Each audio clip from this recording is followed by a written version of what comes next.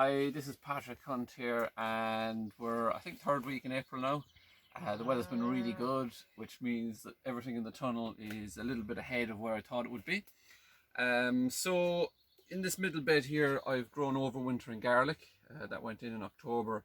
I was planning on taking it out around the second week of May and then putting in tomatoes, but things have moved on so much. What I'm going to try now is a little bit of an experiment. If it doesn't work out, I've got loads of extra plants anyway. So what I've done is I've got the garlic growing here, and I've made a hole, if you can see right in here. I've dug a little hole with this trowel here between 4 garlic. They're 20 centimeters apart, and there's just enough room there for a plant to be popped in. So the idea is in the bed that there'll be 6 tomato plants. I'm growing 1, 2, 3, 1, 2, 3, and what I'm going to do is literally pop these in between the garlic like that and let them grow on, and then after I've harvested the garlic, the tomatoes can come up. So it's just a bit of an experiment. I haven't done it like this before. I've generally harvested and then planted, but I'm going to try it like this because, as I say, I've got lots of extra plants. So to do this, you start off with a string because you need to support climbing tomatoes. These are ones that will need that sort of support. So I'll take a string like that. I just used the same ones from last year, and on the end of it you just make a little hoop. That's the baby, and just as enough that the hoop can go around the pot so that the roots will actually anchor the plant as it grows and it becomes heavy. So that's fine. So I'll take the plant out.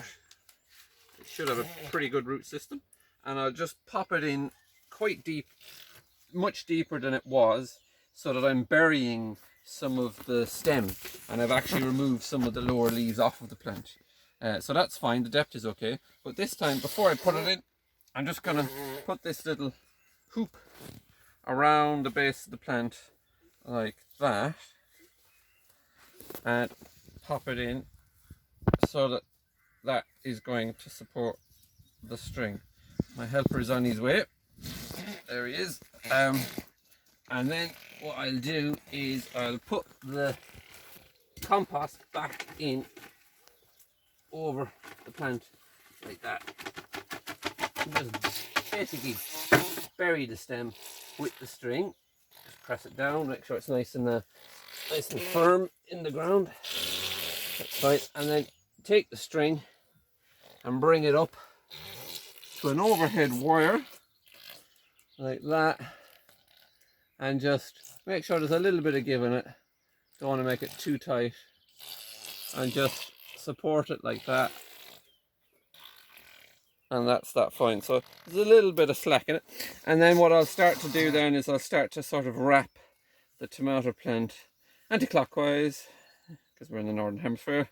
Not that it matters anyway, but I'll just wrap the plant as it grows anti-clockwise around this, and it'll come up and it'll get supported by this. Now there's a bit of slack in that as well, and I'll take off this lower leaf as well, just to make sure there's no lower leaves in contact with the ground, and of course water that in really well then.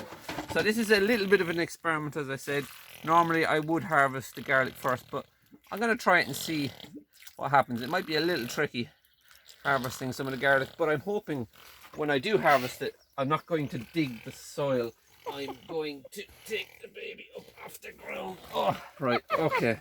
Thanks very much. We'll leave it at that.